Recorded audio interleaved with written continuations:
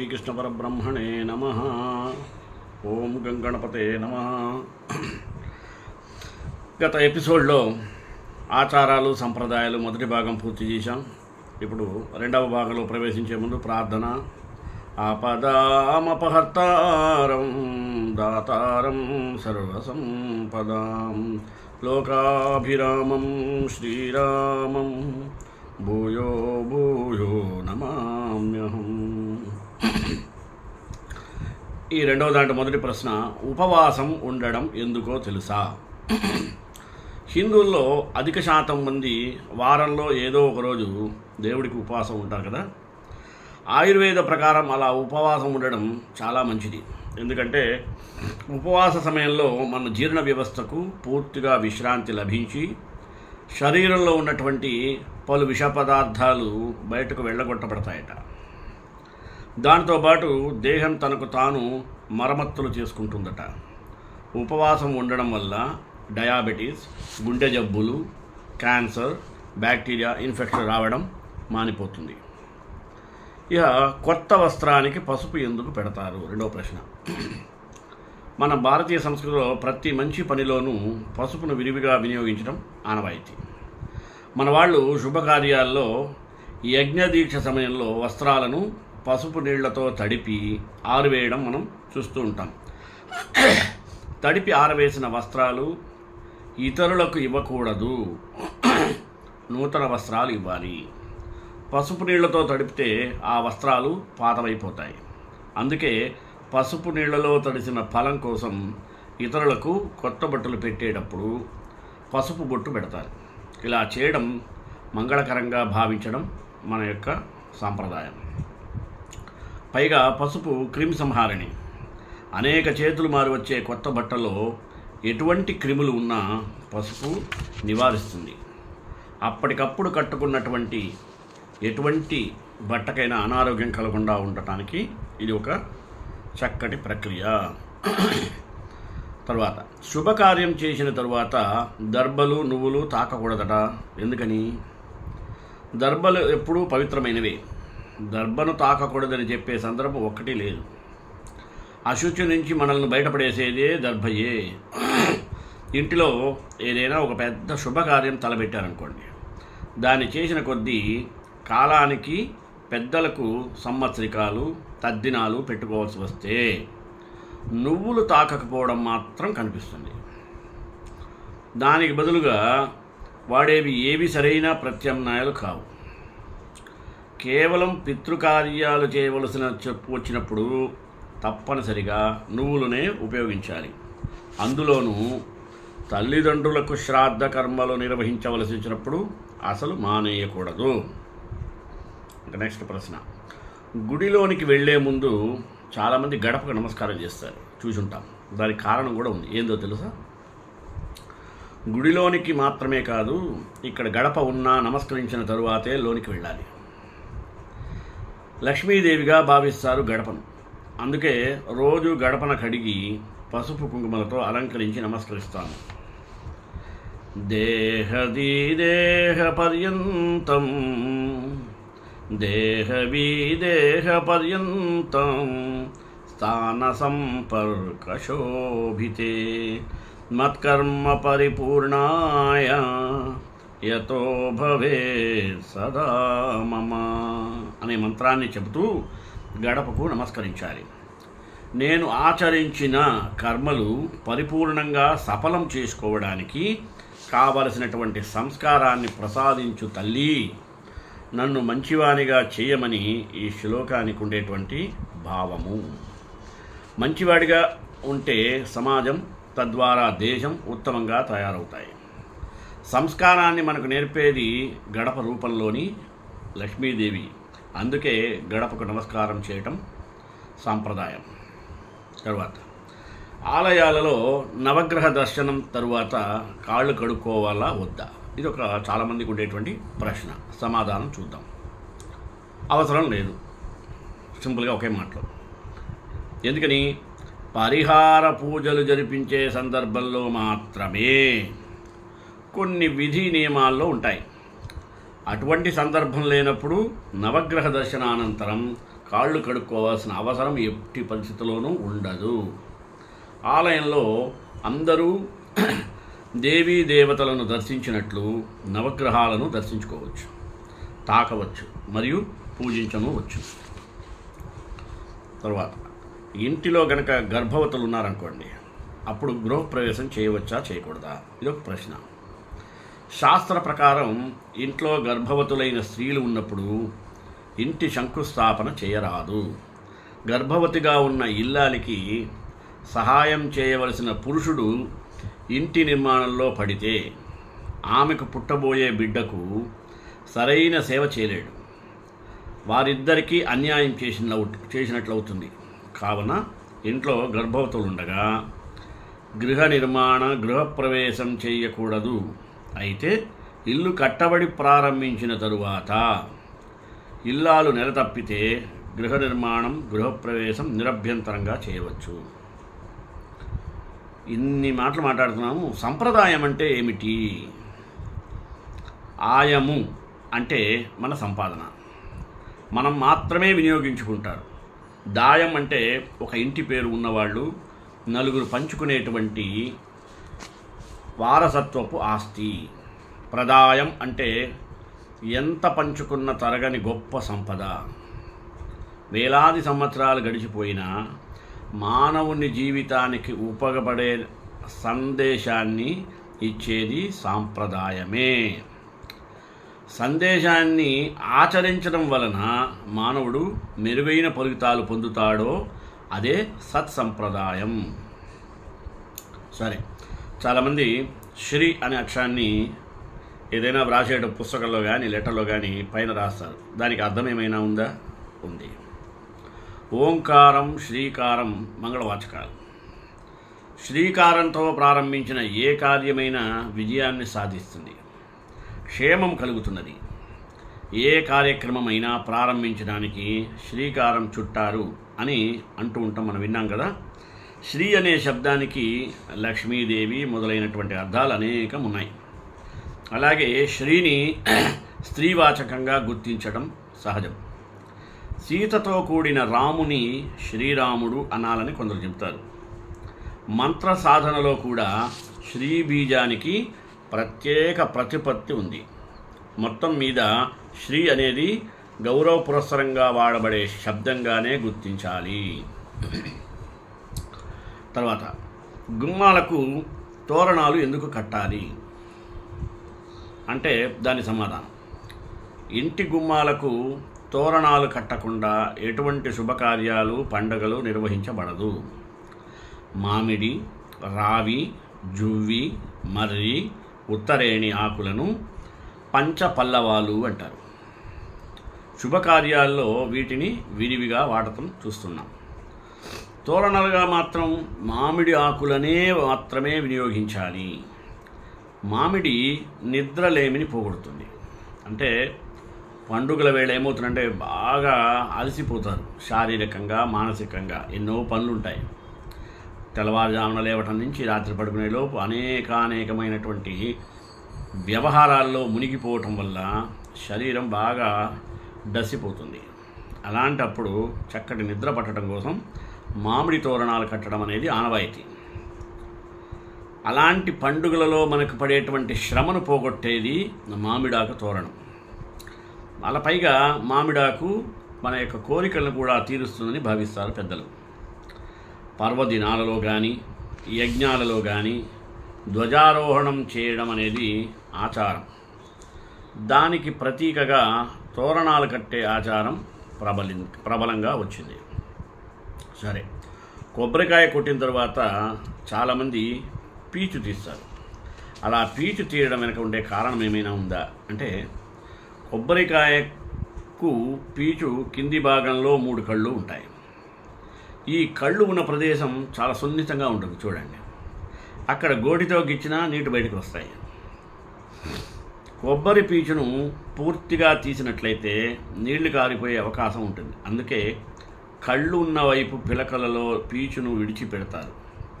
అరటి వంటి పళ్లను కొద్దిగా ఒలిచి నివేదన చేయడం చూస్తుంటాం. అంటే భగవంతుడు తినడానికి సిద్ధంగా చేసి ఇవ్వడం అన్నమాట. అందుకే పిలకతో ఉన్న కొబ్బరికాయను పగలకొట్టి ఆ పైన పిలకను తీసివేసి నివేదన చేయడం ఆనవాయితీ. సరే, గృహప్రవేశంలో మనం చూస్తుంటే పాలు పొంగిస్తారు. అది ఎందుకు అంటే కారణం, పాలు పొంగిన ఇల్లు శ్రీలు పొంగిన ఇల్లు అవుతుంది. అంటే సిరి మన వారి యొక్క దృఢ విశ్వాసం. భోగభాగ్యాలు విలసిల్లుతాయి.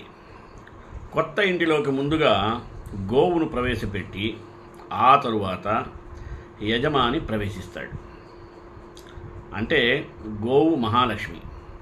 అది తిరిగిన ఇంటిలో ఎటువంటి క్షుద్ర దోషాలు ఉన్నాయనుకోండి, అవన్నీ ఆ కాలి గిట్ట శబ్దానికి పారిపోతాయట. ఇంటి ఆడపడుచులను పిలిచి గృహప్రవేశ సమయంలో ముందుగా పొయ్యి వెలిగించి పాలు పొంగించడం మన సంప్రదాయం. ఆ పాలతోనే పరమాన్నం వండి వాస్తు పురుషునికి నైవేద్యంగా పెట్టడం కూడా రివాజే. దాని వలన ఆ ఇంట్లో సుఖశాంతులకు సంపదలకు ఎటువంటి లోటు ఉండదు. అందుకే కొత్త ఇంటిలో పాలు పొంగించడం అనేది ఆనవాయితీ. సరే, ఇప్పుడు ఇంకో ప్రశ్న, హనుమంతుడికి ఎలా నమస్కరించాలి? ఏ దేవతకైనా అర్చనలో భాగంగా భక్తులు సాష్టాంగ నమస్కారం చేయవచ్చు. మహిళలు సాష్టాంగ నమస్కారం చేయరాదనేది శాస్త్ర నియమం. కానీ హనుమంతుడి విషయంలో పురుషులు సాష్టాంగ నమస్కారం చేయకూడదనే నియమం ఏదీ లేదు. అది ఒక విశ్వాసం మాత్రమే. ఆంజనేయుడు అంటే సేవకు ప్రతీక. అనితర సాధ్యమైనటువంటి ఘనకార్యాలు చేసి కూడా రామచంద్రుని పాద సన్నిధిని కోరుకునే సేవా దురంధరుడు హనుమంతుడు. తాను రామదాసుణ్ణే అని త్రికరణ శుద్ధిగా అంతఃకరణ శుద్ధిగా భావించేటువంటి ఆంజనేయుడు భక్తి అంతా శ్రీరామునికే సమర్పించాలని భావిస్తాడు. ఈ అభిప్రాయంతో ఆంజనేయుడికి సాష్టాంగ నమస్కారం చేయరాదనే విశ్వాసం లోకంలో ప్రచారమైంది, కానీ నిజం కాదు. అయితే స్వామివారి త్రిమూర్తి స్వరూపుడని, రుద్రాంశ సంభూతుడని మన వేద సంహితలు చెప్తున్నాయి. ఈ దృష్టితో ఆంజనేయుడికి సాష్టాంగ నమస్కారం చెయ్యవచ్చు. కొందరు హనుమ పాదాల కింద శనైశ్చరుడు ఉంటాడు కాబట్టి సాష్టాంగం చేయకూడదని అంటారు. అది ఎట్టి పరిస్థితుల్లో నిజం కాదు, సరికాదు, నమ్మకండి. సరే, మరో ప్రశ్న, నిత్య దీపారాధనలో ఎలాంటి ఫలితాలు సంభవిస్తాయి? భగవంతుడు జ్యోతి స్వరూపుడు, అందులో సందేహం లేదు. పైగా అందులో దీపం అనేది సాక్షాత్ మహాలక్ష్మి స్వరూపం.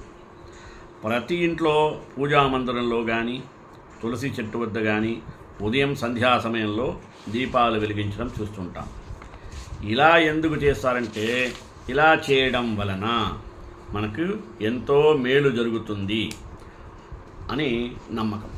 ఉదయమైతే దీపం వెలిగించాక ఆ దీపానికి పసుపు, కుంకుమ, గంధం, పువ్వులు సమర్పించాలి. అదే విశేష పూజలు జరిగినప్పుడు నైవేద్యం కూడా సమర్పించాలి. దీపారాధన తరువాతనే పూజ ప్రారంభించాలి. నిత్య దీపారాధనలతో అన్ని విధాల శుభ ఫలితాలు కలుగుతాయి. దీపాన్ని ఉత్తరం లేదా తూర్పు దిశగా ఉంచి వెలిగించాలి. వత్తి కూడా తూర్పు లేదా ఉత్తరం వైపు చూడాలి. అశౌచం, సూతకం ఏర్పడినప్పుడు ఆయా పరిమితి దినాల వరకే దీపం వెలిగించవద్దు. ఆ తరువాత దీపం యథాప్రకారం వెలిగించవచ్చు. సంప్రదాయం అనే మాట వినగానే కొందరికి ఆదరభావం కలగవచ్చు, మరికొందరికి ఇది ఒక చాదస్తమైన మాటగానే అనిపిస్తూ ఉంటుంది. ప్రపంచమంతటా అన్ని సమాజాల్లో తమ తమ సంప్రదాయాన్ని నిలుపుకోవాలనే తపన అందరికీ ఎల్లప్పుడూ ఉంటుంది. అలా నిలుపుకోవడం ఒక సవాల్. ప్రపంచీకరణ నేపథ్యంలో దీని అవసరాన్ని చాలా లోతుగా పరిశీలించాలి. సంప్రదాయం అనే పదానికి బాగా అందించడం అని అర్థం. సం అంటే సంపూర్ణంగా, ప్ర అంటే ప్రభావవంతంగా, దాయం అంటే ఇవ్వడం. మన పెద్దవాళ్ళు మనకిచ్చిన సంస్కృతిని మన పిల్లలకి అందించడం ఇందులో ఉండేటువంటి ముఖ్య విషయం. ఈ సంస్కృతిలో 2 విభాగాలు: సాంఘిక జీవితం, విలువలు అనేది. మొదటిది మత సంబంధమైనటువంటి విశ్వాసాలు, రెండవది విజ్ఞాన శాస్త్రం యొక్క ఆవిష్కరణలు. సమాజంలో తెస్తున్న మార్పులు పై 2 అంశాల్ని తీవ్రంగా ప్రభావితం చేశాయి. ఇది మన దేశంలోనే కాదని ప్రపంచంలోని అన్ని దేశాల్లో, ప్రత్యేకించి పాశ్చాత్య దేశాల్లో విజ్ఞాన శాస్త్ర మనిషి జీవితాన్ని సులభం చేసింది, కానీ మానవ సంబంధాలు, కుటుంబ వ్యవస్థపై చాలా ప్రభావం చూపింది. అలాగే మత విశ్వాసాలపై కూడా ప్రభావం చూపించింది. పాశ్చాత్య దేశాల్ని చూసి మనం జాగ్రత్త పడాల్సిన విషయాలు కొన్ని ఉన్నాయి. ఏందయ్యా, ఆ దేశాల్లో 40% పైగా పిల్లలు పెళ్లి కాని జంటలకు పుడతా ఉంటారు. అంటే సింగిల్ పేరెంట్, అంటే ఒక తల్లి కానీ తండ్రి కానీ మాత్రమే పిల్లల బాధ్యత చూడటం పరిపాటి. దీన్ని ఆ సమాజాలు కాకపోతే అంగీకరించాయి. అలాగే 18 సంవత్సరాలు రాగానే ఇంటిని వదిలి వెళ్ళే యువతను పోషించే బాధ్యత ప్రభుత్వానిది. అలాగే వృద్ధులను పోషించే బాధ్యత ప్రభుత్వానిది.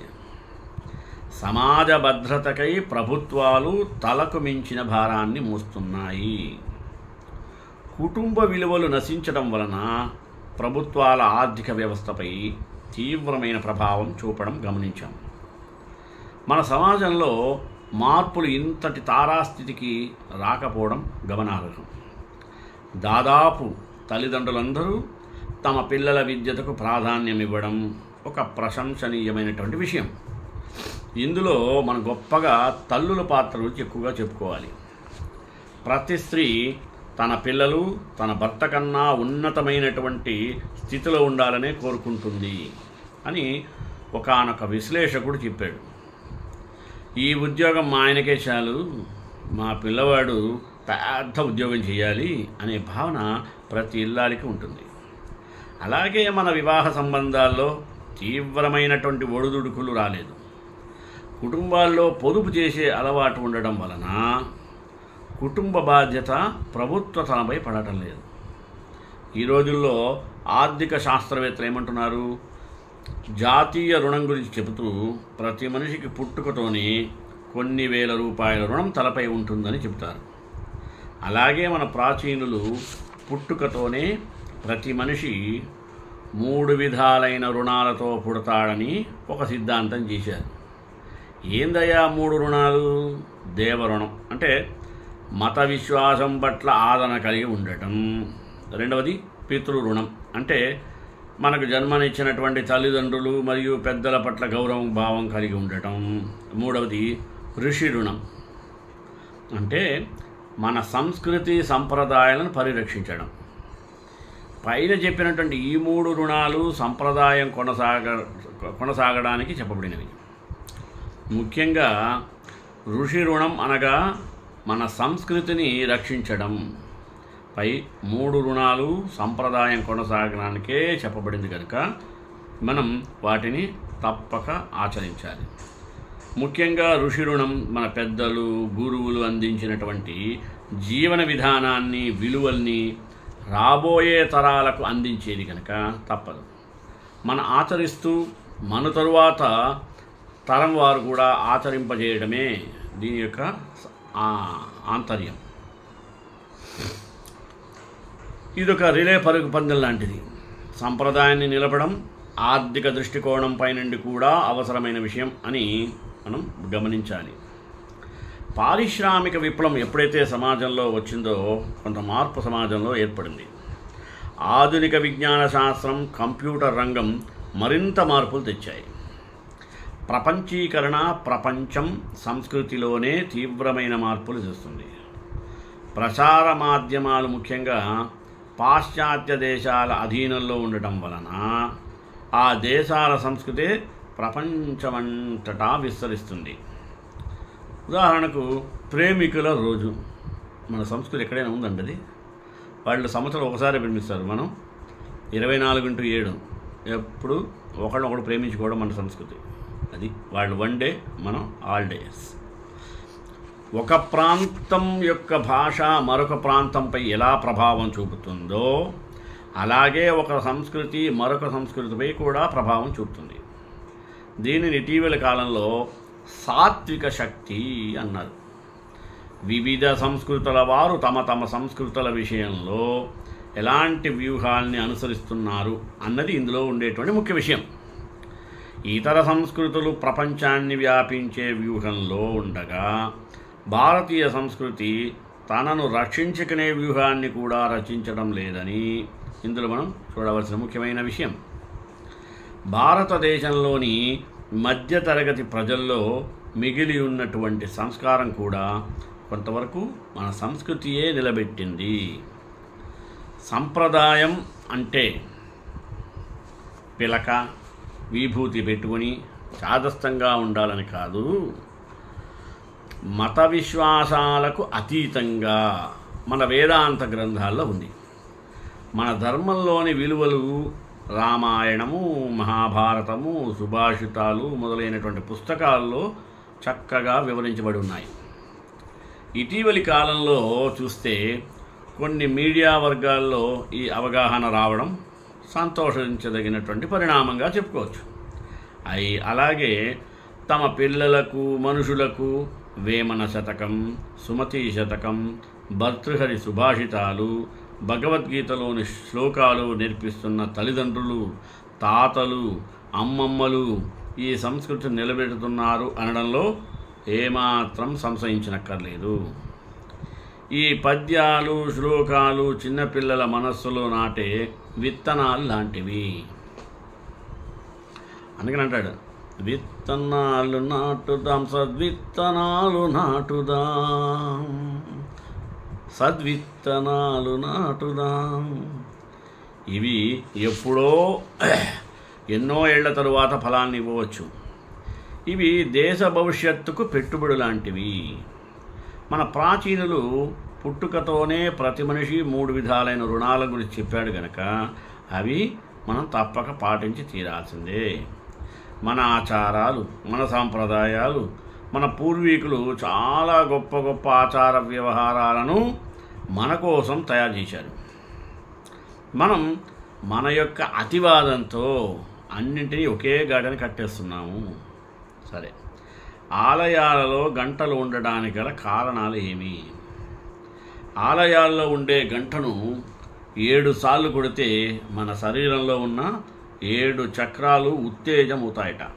అంతేకాదు సుమి, మెదడు కుడి ఎడమ భాగాలు 2 కొంతసేపు ఏకమవుతాయట. దీంతో మనము మన మనస్సును ప్రశాంతత దారికి తీసుకెళ్ళవచ్చు. ఏకాగ్రత దానివల్ల పెరుగుతుందట. గంటను మోగించడం వలన ఆ ప్రాంతంలోని గాలిలో ఉండేటువంటి క్రిములు నాశనమవుతాయట.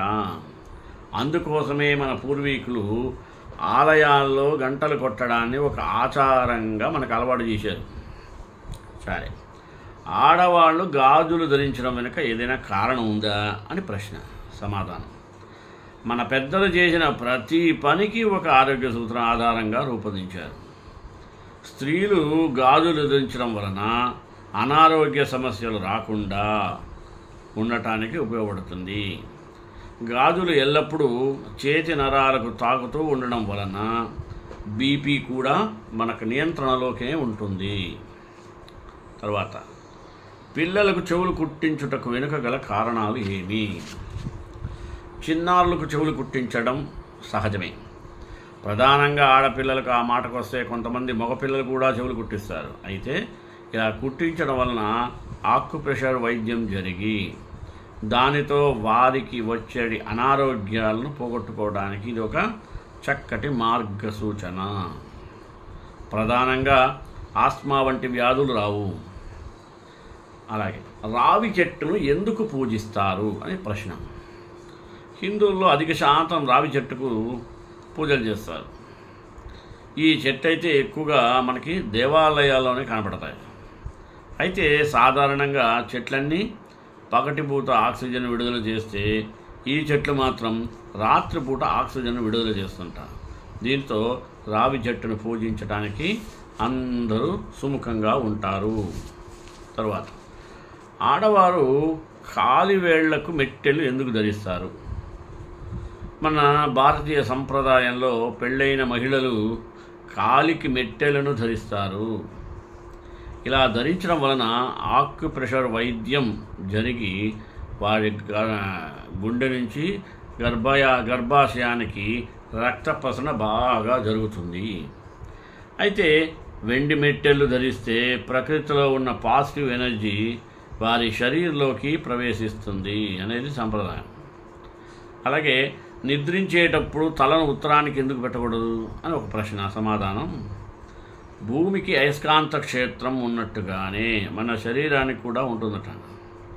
ఒకవేళ మనం ఉత్తరం దిశగా తలను పెట్టి పడుకుంటే మన శరీరంలో ఉన్న ఐరన్ మెదడుకు ప్రవహించి బీపీ, గుండె సంబంధ సమస్యలు వస్తాయట.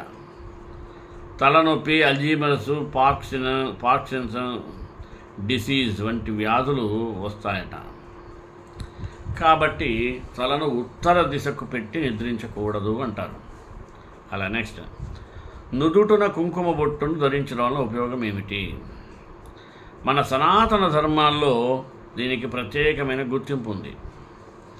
కానీ మనం ఇది ఒక అలంకారంలా మార్చి స్టిక్కర్స్ పెట్టుకుంటూ ఉంటాం. చూడండి, చాలామంది ఆడవాళ్ళు స్టిక్కర్స్ పెట్టుకుంటారు, గమ్ముతో అతికించుకోవడం, వాల్ పోస్టర్లు గోడలకు అతికిస్తారు చూడండి, ఆ టైప్లో.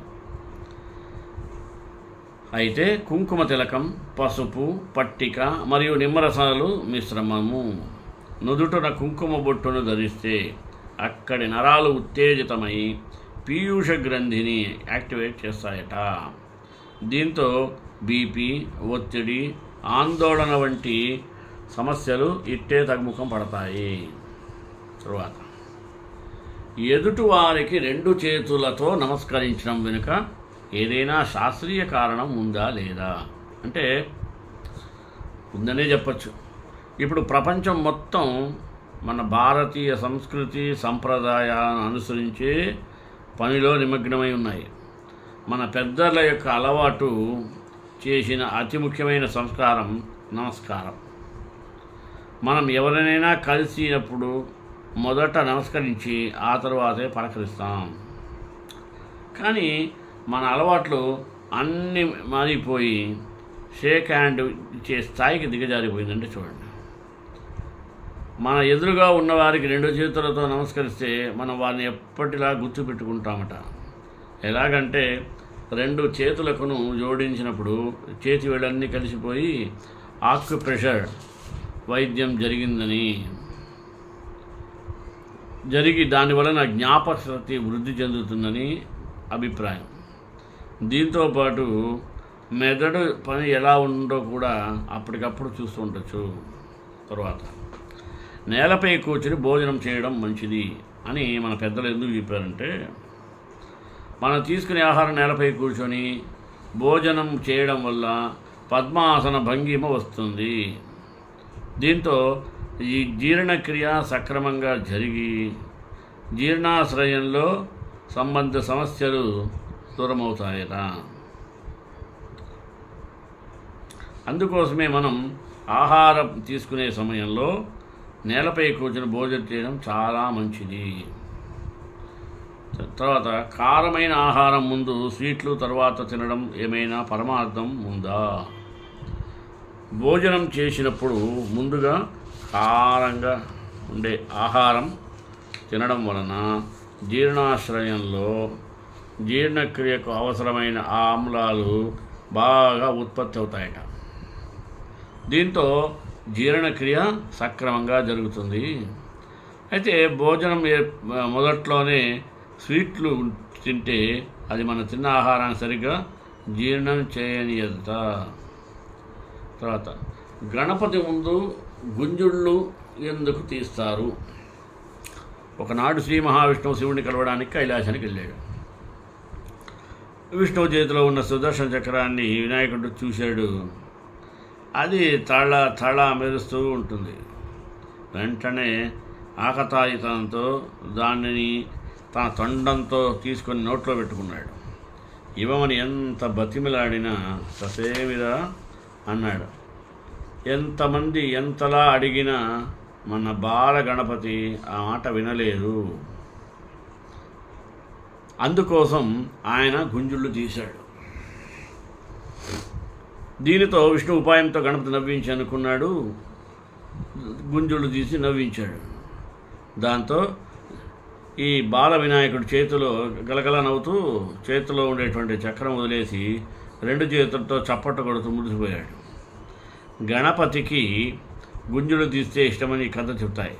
అందుకే భక్తులు గణపతి స్నానానికి వెళ్ళి గుంజుళ్ళు తీయడం మనం ఆనవాయితీగా చూస్తుంటాము. ఇక నిద్ర లేవగానే భూమికి వందనం ఎందుకు చేయాలి? ఉదయం నిద్ర లేవగానే చేతి నెలకు తాకించి వందనం చేయాలి. ఎందుకంటే నిద్రపోతున్న వారిలో శరీరంతా పొటెన్షియల్ ఎనర్జీ ప్రవహిస్తుందట. అది కాస్త మనం నిద్ర మేలుకొని లేచి నిలబడినప్పుడు కైనెటిక్ ఎనర్జీగా మారుతుంది. నిద్రపోతున్న సమయంలో ఎనర్జీ స్వచ్ఛమైనదిగా కాదు, కొత్తగా లేకపోయినప్పటికీ కొంతసేపటికి అది సహజ సిద్ధంగా మారుతుంది.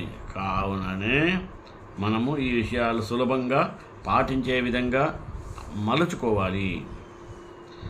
మన పూర్వీకులు నిద్రలేవగానే మొదటి చేతిని భూమికి ఆకర్షించి ఉంచాలని, ఆ తరువాతే పాదాలను భూమికి తాకించడం వలన అనుకూల శక్తి వస్తుందని తెలియజేస్తూ శ్రీకాంతాయ కళ్యాణ నిదేనాం శ్రీ వెంకటనివాసాయ శ్రీనివాసాయ మంగళాసాసనపదే పదాచార్య పురోగమై సర్వేశ ఆచార్య సద్గురుతాయాస్తు మంగళం.